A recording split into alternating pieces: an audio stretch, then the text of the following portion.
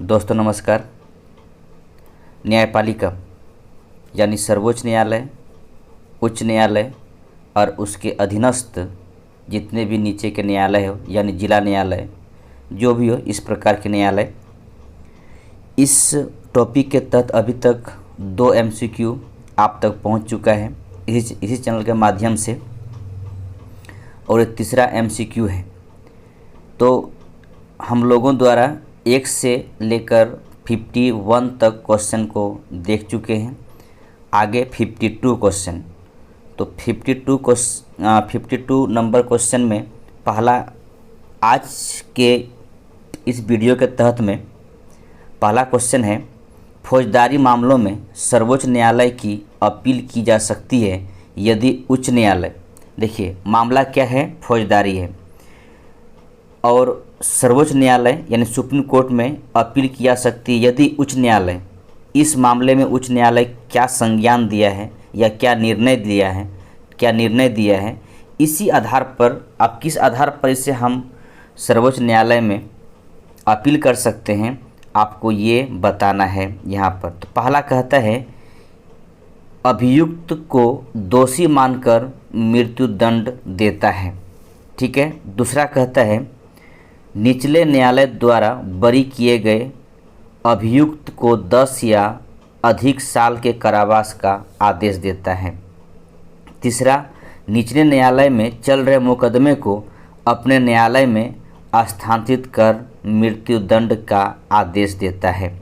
अगर ये तीनों के बारे में जानने के बाद आप देखेंगे तो इसका बी सही है, यानी 2 और 3 सही है, बाकी 1 इसका सही नहीं है। यानी इस आधार पर आप सर्वोच्च न्यायालय में फौजदारी मामले में आप अपील नहीं कर सकते हैं, ठीक है। अपील करने के लिए क्या आपके पास ऑप्शन दे रखा हुआ है। दूसरा हम कहते हैं निचले न्यायालय द्वारा बरी किए गए अभियुक्त को 10 या अधिक साल के कारावास का आदेश देता है, इस मामले में कर सकते हैं। दूसरा चीज़ें हैं निचले न्यायालय में चल रही मुकदमे को अपने न्यायालय में स्थानांतरित कर मृत्युदंड के आदेश देता है, ठीक है। तो इसका सही आंसर है आपका बी, यानी 2 और 3 इसका सही आंसर है। नेक्स्ट क्वेश्चन है अपना कार्यकाल समाप्त होने से पूर्व यदि सर्वोच्च न्यायालय का न्यायाधीश त्यागपत्र देना चाहे तो वह किसको संबोधित करते हुए त्यागपत्र देगा। तो अगर सर्वोच्च न्यायालय का न्यायाधीश यानी सुप्रीम कोर्ट के न्यायाधीश अपने पद से पूर्व, जो उसका पद है जब तक उसके पद पे बने रहने का अवधि है, उससे पूर्व अगर त्यागपत्र देना चाहे तो वो किसे संबोधित कर त्यागपत्र देंगे। तो इसका सही आंसर सी है, यानी राष्ट्रपति या उनके द्वारा नियुक्त व्यक्ति के समक्ष संबोधित करके या उससे संबोधित करके आप त्यागपत्र दे सकते हैं, यानी सर्वोच्च न्यायालय के न्यायाधीश त्यागपत्र दे सकते हैं। न्यायिक पुनरावलोकन की शक्ति, इसका सही व्याख्या कौन कर रहा है। ABCD का ऑप्शन दे रखा हुआ है, इसका सही व्याख्या कर रहा है, सही व्याख्या किया जा रहा है सी, यानी कानून की संवैधानिकता सुनिश्चित करती है। देखिए न्यायिक पुनरावलोकन मैं कितना बार आपको बता चुका हूँ, ठीक है, कि इसमें कानूनों की संवैधानिकता सुनिश्चित करती है। नेक्स्ट क्वेश्चन है निम्नलिखित कथनों में से सर्वोच्च न्यायालय की सलाहकारी क्षेत्राधिकार के संबंध में क्या सही है। तो इसका सही क्या है पहले ये आप चुनिए, फिर इसके बाद देखेंगे। देखिए क्षेत्राधिकार सलाहकार क्षेत्राधिकार है, तो दोस्तों इतना याद रखेंगे कि सर्वोच्च न्यायालय राष्ट्रपति चाहे तो सर्वोच्च न्यायालय से सलाह ले सकते हैं, परामर्श ले सकते हैं। तो अगर इसके राष्ट्रपति जो परामर्श लेते हैं सर्वोच्च न्यायालय से, उसकी आर्टिकल देखेंगे तो 143 आर्टिकल के तहत में सर्वोच्च न्यायालय से राष्ट्रपति परामर्श ले सकते हैं। तो 1 नंबर कहता है जब भी सर्वोच्च न्यायालय को परामर्श मांगी जाए तो उसके लिए परामर्श देना अनिवार्य है। गलत बात है, ऐसा नहीं है, वो जब चाहे तब नहीं। सर्वोच्च न्यायालय से परामर्श राष्ट्रपति मांग सकते हैं किसी विषय पर, लेकिन यहाँ पर परामर्श देना बाध्यकारी नहीं है कि परामर्श देंगे ही। बहुत बार ऐसा घटना घटी है कि सर्वोच्च न्यायालय के न्यायाधीश परामर्श नहीं दिए हैं। ठीक है। दूसरा कहता है परामर्श राष्ट्रपति पर बंधनकारी नहीं होता है। ये सही है। अगर सर्वोच्च न्यायालय परामर्श देते भी हैं तो राष्ट्रपति पर बंधनकारी नहीं है कि उसके परामर्श को मानेंगे ही। परामर्श दिए कोई बात नहीं, मानना ना मानना राष्ट्रपति के ऊपर डिपेंड करता है। और आपका तीसरा कहता है संविधान निर्माण से पूर्व की संधि व समझौते के संदर्भ में राष्ट्रपति सर्वोच्च न्यायालय की परामर्श मांग सकता है। ये भी सही है। 2 और 3 सही है। देखिए जहाँ पर आपको ये दिखाई पड़े वही आपका आंसर होगा, यानी डी सही है।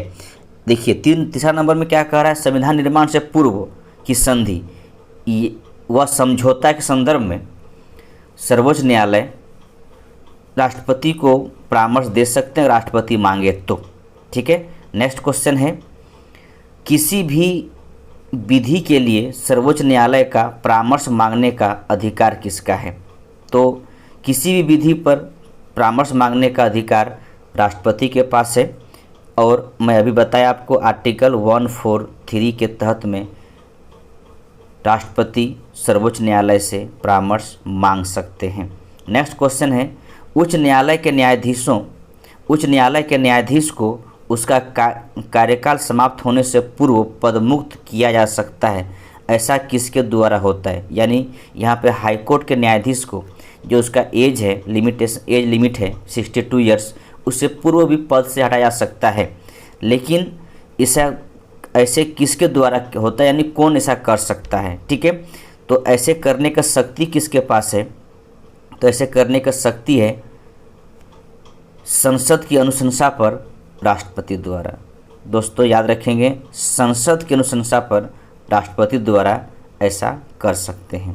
नेक्स्ट क्वेश्चन है उच्च न्यायालय का न्यायाधीश अपना त्यागपत्र किससे संबोधित कर देता है।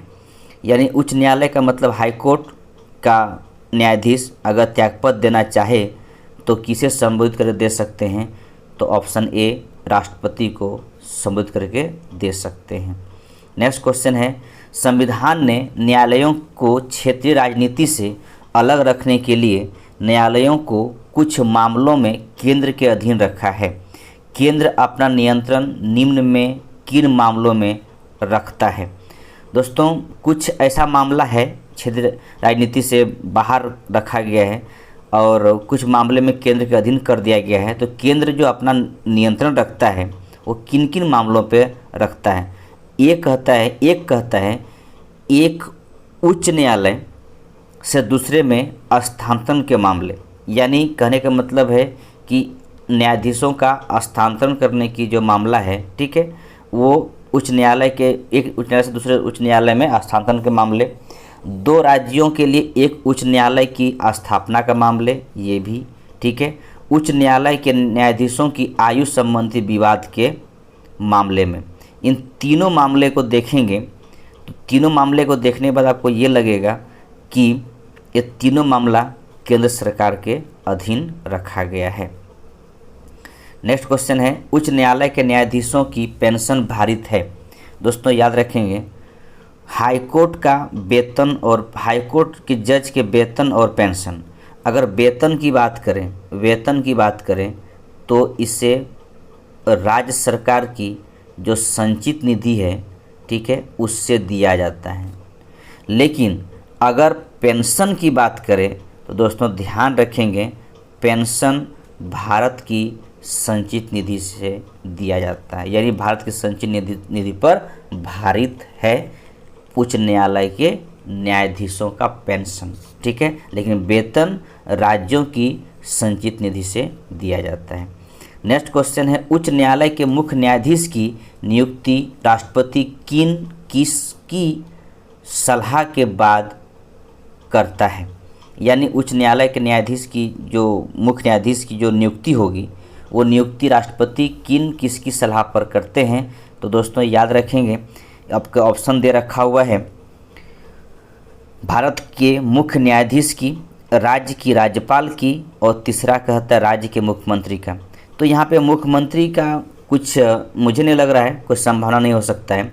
यानी इसका जो आंसर होगा वो आपका देखिए बी होगा आंसर, यानी 1 और 2, यानी भारत के मुख्य न्यायाधीश की और राज्य की राज्यपाल की। नेक्स्ट क्वेश्चन है, निम्नलिखित उच्च न्यायालयों में व उनके क्षेत्रीय क्षेत्राधिकार में कौन सा सुमेलित है? तो दोस्तों क्षेत्राधिकार के रूप में देखिए यहाँ पर इलाहाबाद उत्तर प्रदेश सही है, तमिलनाडु पौंडीचेरी सही है, केरला के बीच में केरल लक्षद्वीप ये भी सही है, और आपका कहता मुंबई में आपको कहा जा रहा है महाराष्ट्र गोवा, ये तो शहर मुंबई के अंदर आता है लेकिन गुजरात नहीं आता, यानी ये सही नहीं है, यानी 1 2 3 यानी बी इसका सही आंसर है। भारत के निम्नलिखित मुख्य न्यायाधीशों में से किसका कार्यकाल सर्वाधिक रहा? दोस्तों इस क्वेश्चन को जानने से पहले, इस क्वेश्चन का आंसर जानने से पहले आप चाहे तो विकिपीडिया से भारत के जितने मुख्य न्यायाधीश अभी तक बने हैं उनके सारे कार्यकाल को देख लेंगे। अगर देखने के बाद आपको समझ में आ जाएगा इन चारों ऑप्शन में सबसे अधिक YB चंद्रचूड़ अपने कार्यकाल रहे, अधिक सर्वाधिक कार्यकाल के तहत काम किए हैं। नेक्स्ट क्वेश्चन है, निम्नलिखित में से कौन केंद्रीय प्रशासनिक अधिकरण की न्यायपीठों की राज्य क्षेत्रीय अधिकारिता की कोलकाता न्यायपीठ के अंतर्गत नहीं आता है? ठीक है दोस्तों, ध्यान रखेंगे यहाँ पर केंद्रीय प्रशासनिक अधिकरण, ठीक है, इसकी न्यायपीठों की राज्य क्षेत्रीय अधिकारिता की कोलकाता न्यायपीठ के अंतर्गत जो नहीं आता है उसे छांटना है। तो इसमें कौन नहीं आता है ये देखना है, ठीक है। तो इसमें आपका जो सी ऑप्शन दे रखा हुआ है, ठीक है, सी जो दिया हुआ है यानी उड़ीसा, ये नहीं आता, यानी यही इसका आपका सही आंसर है। सर्वोच्च न्यायालय के मुख्य न्यायाधीश नहीं रहे हैं।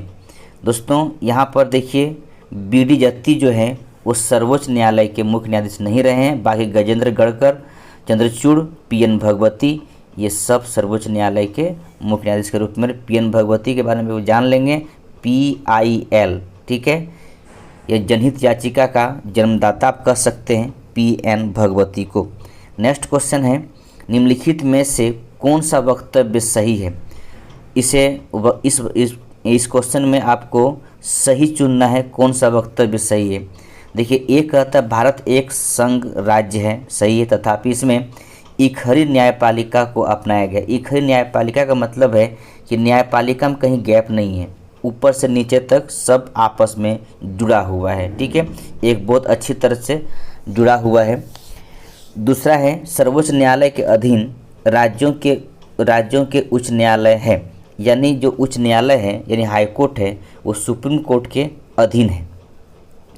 और सी कहता है उच्च न्यायालय के अधीन जिला एवं सत्र न्यायालय है, यानी जो उच्च न्यायालय होते हैं, जो प्रत्येक राज्य अपना एक उच्च न्यायालय है, अधिकतर राज्यों में है ही, तो उनके अधीन जो जिला न्यायालय होते हैं, डिस्ट्रिक्ट न्यायालय होते हैं, तो डिस्ट्रिक्ट न्यायालय उच्च न्यायालय के अधीन है, ठीक है। तो इसका आंसर होगा डी, यानी उपरोक्त में सभी सही है। राज्यों में उच्च न्यायालय की स्थापना या इसके संबंधित व्यवस्था में परिवर्तन का अधिकार किसके पास है? यानी जो उच्च न्यायालय है उसकी स्थापना करना, संबंधित व्यवस्था में परिवर्तन करना, इन सब के बारे में जो अधिकार दे रखा है किसके पास अधिकार है? दोस्तों याद रखेंगे संसद को है और किसी को नहीं है। नेक्स्ट क्वेश्चन है, उच्च न्यायालय निम्नलिखित में से किसको असंवैधानिक घोषित कर सकता है यदि वह संविधान के प्रतिकूल है? यानी उच्च न्यायालय जो है, हाई कोर्ट है, इन सब जो ऑप्शन दे रखा हुआ है इनको आप देखिए और इसे किसे असंवैधानिक घोषित कर सकते हैं अगर वो संविधान के प्रतिकूल हैं, ऐसा बात हो है तो ध्यान रखेंगे सबको कर सकते हैं, उपरोक्त में सभी को कर सकते हैं। उच्च न्यायालय का सेवानिवृत्त न्यायाधीश वकालत कर सकते हैं। दोस्तों याद रखेंगे किसी भी हाई कोर्ट के जज जो रिटायर हो गए वो वकालत कर सकते हैं। कहाँ कर सकते हैं? अन्य राज्यों के उच्च न्यायालयों में जिनका वो न्यायाधीश नहीं रह चुके हैं, यानी उच्च न्यायालय जिसमें वो न्यायाधीश नहीं रह चुके हैं वहाँ पर जाकर वो अपना वकालत कर सकते हैं, ठीक है।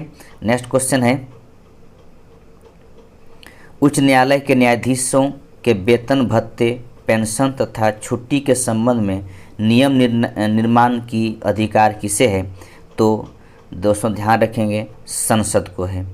नेक्स्ट क्वेश्चन है, सर्वोच्च न्यायालय के एक निर्णय के अनुसार, निर्णय दिए थे सर्वोच्च न्यायालय ने, इस निर्णय के अनुसार उच्च न्यायालय के न्यायाधीशों के स्थानांतरण के मामले में न्यायाधीश की सम्मति आवश्यक नहीं है। ठीक है, ऐसा कोई निर्णय सर्वोच्च न्यायालय ने नहीं दिए। ठीक है, स्थानांतरण के मामले में संबंधित न्यायाधीश की सम्मति आवश्यक है। ठीक है, यानी उससे अगर स्थानांतरण करना चाहते हैं तो न्यायाधीश की सम्मति आवश्यक है। ये सर्वोच्च न्यायालय ने ये एक निर्णय दिए थे इस प्रकार का। अपने किस निर्णय में सर्वोच्च न्यायालय के संविधान की बुनियादी ढांचे के सिद्धांत का प्रतिपादन किया है? यहाँ पर दोस्तों याद रखेंगे बुनियादी ढांचे जो लिखा हुआ है इसे आप बेसिक स्ट्रक्चर की बात के बारे में सोचेंगे तो बेसिक स्ट्रक्चर की जो के बारे में सिद्धांत का प्रतिपादन किया था वो दोस्तों याद रखेंगे केशवानंद भारती बनाम केरल राज्य 1973 में। ठीक है, नेक्स्ट क्वेश्चन है, सर्वोच्च न्यायालय की निष्पक्षता एवं स्वतंत्रता के लिए अत्यंत आवश्यक है। तो अगर उसकी स्वतंत्रता और निष्पक्षता की बात करेंगे तो अत्यंत आवश्यक क्या है? तो यहाँ पर ए ऑप्शन दे रखा हुआ है, सेवानिवृत्ति के बाद न्यायाधीशों पर अन्य कोई नियुक्ति स्वीकार करने पर प्रतिबंध। ठीक है, तो अगर प्रतिबंध नहीं करते हैं तो शायद निष्पक्षता और स्वतंत्रता नहीं रह जाएगी। नेक्स्ट क्वेश्चन है, गोलकनाथ बनाम पंजाब राज्य के मामले में सर्वोच्च न्यायालय का निर्णय किस प्रकार था, यानी किस प्रवृत्ति का था? ठीक है, तो इस तरह की प्रवृत्ति की बात किया जाए तो इसका आंसर सी होगा, अनुदार प्रवृत्ति का था। नेक्स्ट क्वेश्चन है, सर्वोच्च न्यायालय द्वारा अपने पूर्व निर्णयों को बदला गया।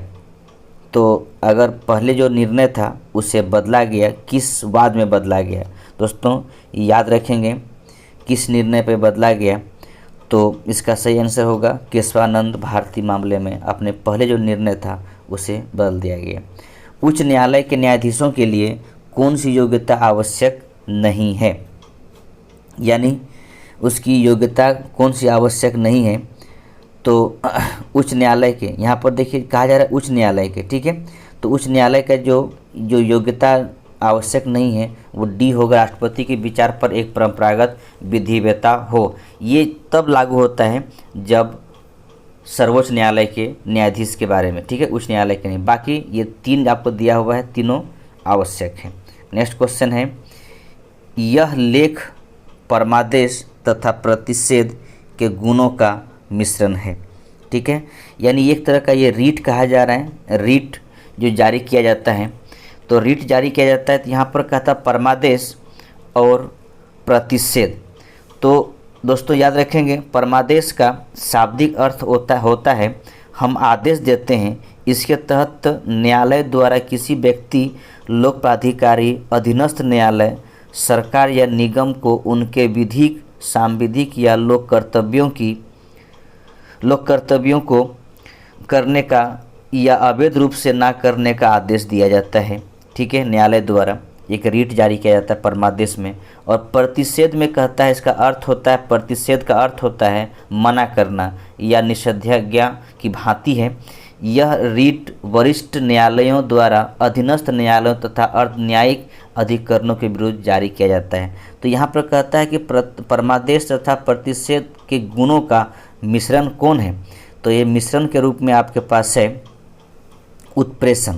ठीक है, उत्प्रेषण से क्या मतलब होता है? देखिए दोस्तों, उत्प्रेषण का जो शाब्दिक अर्थ होता है वो होता है पूर्णतया सूचित करना या मंगवा लेना। यह रीट तब जारी किया जाता है, यह रीट भी अधीनस्थ न्यायालयों या न्यायिक या अर्ध न्यायिक कार्य करने वाले निकायों के विरुद्ध जारी की जाती है।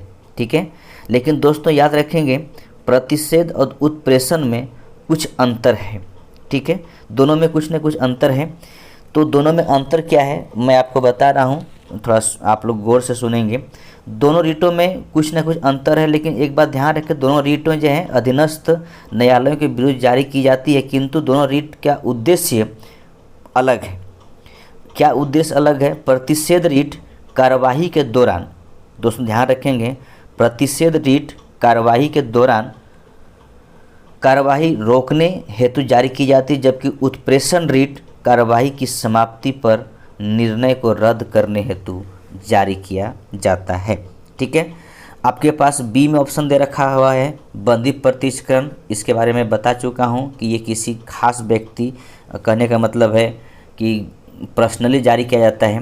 और अधिकार परीक्षा एक ऐसा रीट है जिससे इसका शाब्दिक अर्थ होता है आपका प्राधिकार क्या है। यह रीट ऐसे व्यक्ति के विरुद्ध जारी की जाती है जो किसी लोकपद को अवैध रूप से धारण किए हुए हैं।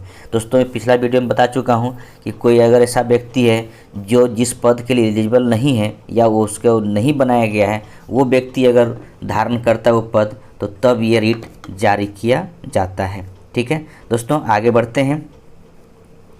इस लेख द्वारा कोई व्यक्ति यदि गैर कानूनी रूप से किसी पद या अधिकार का प्रयोग करता है तो न्यायालय उसे ऐसा करने से रोक सकता है।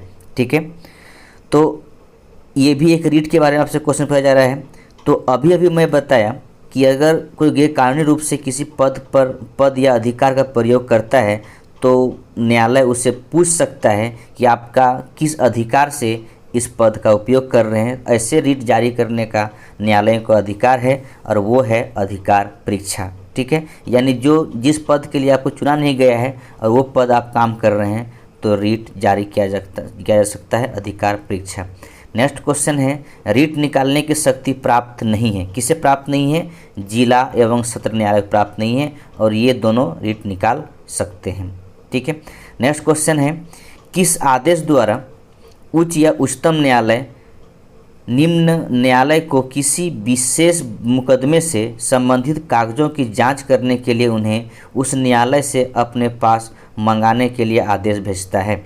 तो अभी भी मैं बताया इसके बारे में, तो इसका सही आंसर होगा उत्प्रेषण आदेश। ठीक है, उत्प्रेषण आदेश में वो क्या करते हैं कि वो अपने पास मंगवा लेते हैं कि आप मेरे पास वो चीज़ें भेज दीजिए, हम उसको देख लेंगे।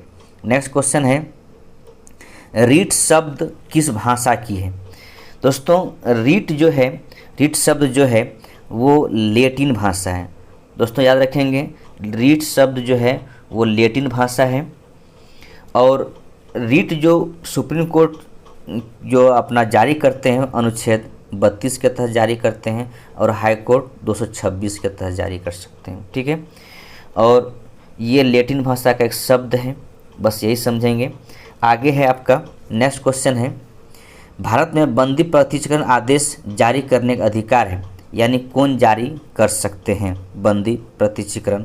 तो दोस्तों दो ही संस्था कर सकते हैं, एक उच्च न्यायालय और दूसरा उच्चतम न्यायालय यानी सुप्रीम कोर्ट और हाई कोर्ट। भारतीय न्याय व्यवस्था का स्वरूप बदला जा रहा है, क्योंकि अब जो न्यायालय है वो कैसे न्यायालय बन गए हैं? सक्रिय और क्रिया प्रधान दृष्टिकोण अपनाने लगे हैं। ठीक है, नेक्स्ट क्वेश्चन है, इस समय देश में कुल मिलाकर कितने उच्च न्यायालय कार्यरत हैं? दोस्तों याद रखेंगे, कुल मिलाकर आपके पास 25 उच्च न्यायालय कार्यरत में हैं, और सबसे लास्ट उच्च न्यायालय आंध्र प्रदेश का बना है।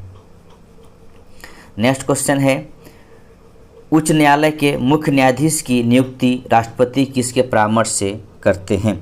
दोस्तों ध्यान रखेंगे, उच्च न्यायालय के जो मुख्य न्यायाधीश की नियुक्ति होती है राष्ट्रपति किसके परामर्श से करते हैं? तो परामर्श किसका लेते हैं? दोस्तों ध्यान रखेंगे, डी ऑप्शन सही होगा, यानी भारत के मुख्य न्यायाधीश और राज्यों के राज्यपाल से परामर्श लेते हैं। दोस्तों ये आपका इस वीडियो के तहत में अंतिम क्वेश्चन है। तो ये आपका तीसरा वीडियो है, इससे पूर्व 2 वीडियो बन चुका है। तो दोस्तों अगर वीडियो अच्छा लगे तो लाइक, शेयर और कमेंट करेंगे, और साथ में सब्सक्राइब भी करेंगे, और दोस्तों जो सब्सक्राइब कर चुके हैं एक लाइक ज़रूर करेंगे। थैंक यू, धन्यवाद।